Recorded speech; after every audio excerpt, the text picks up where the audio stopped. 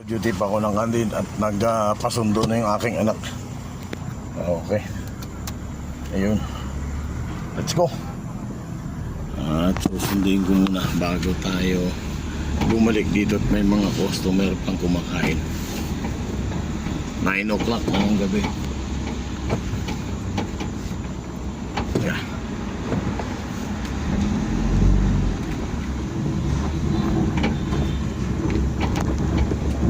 Yeah. Okay.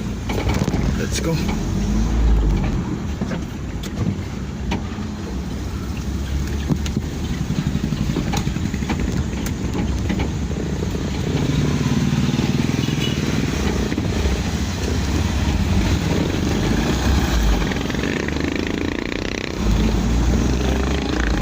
Ay, parang medyo malabo ang aking